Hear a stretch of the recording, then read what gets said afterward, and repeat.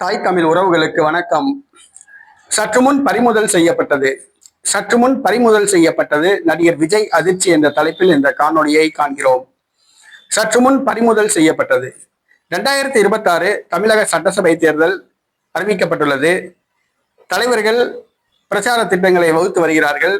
வேட்பாளர்கள் நேர்காணல் நடத்தி வருகிறார்கள். ஒரு சில தொகுதிகளில் தாங்கள் தான் வேட்பாளர்கள் என்று முடிவு செய்து ஒரு சிலர் பிரச்சாரத்தையே துவக்கிவிட்டனர். அந்த வகையில் நாமக்கல், திருச்செங்கோடு ஆகிய பகுதிகளில் இந்த வேட்பாளர்கள் தங்களுடைய பிரச்சாரத்தை ஆரம்பித்துள்ளார்கள்.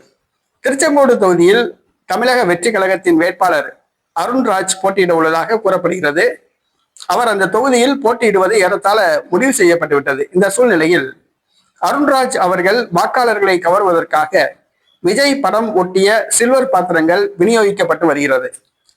இது ஒரு வீட்டில் அடைத்து வைக்கப்பட்டிருந்தது.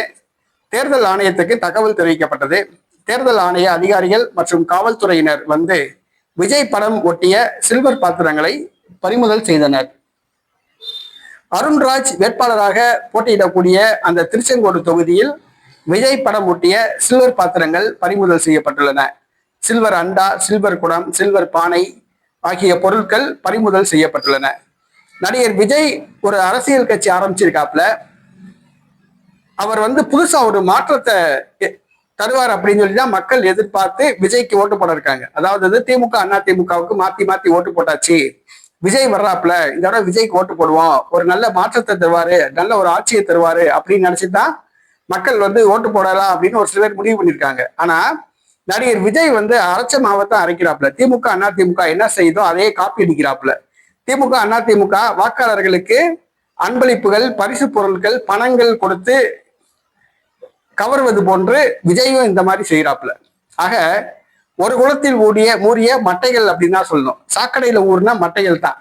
இந்த திமுக அண்ணா திமுக மாதிரி இந்த தமிழக வெற்றி கழகமும் சாக்கடையில ஊர்னா மட்டை தான். ஆக இந்த திமுக அண்ணா திமுகவுக்கும் தமிழக வெற்றி கழகத்துக்கும் வித்தியாசம் கிடையாது.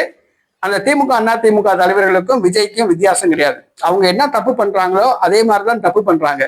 இன்னைக்கு பணம் செலவழிச்சு வாக்காளர்களுக்கு அன்பளிப்புகள், பரிசுகள் வழங்கி தமிழக வெற்றி கழகம் வெற்றி பெறணும் அப்படின்னு நினைச்சிட்டு சில்வர் பாத்திரங்களை கொடுக்குறாங்க. நாளைக்கு ஆட்சிக்கு வந்த உடனே வட்டியும் முதலுமா கொள்ளையடிச்சு சம்பாதிப்பாங்க. அதேதான் உண்மை.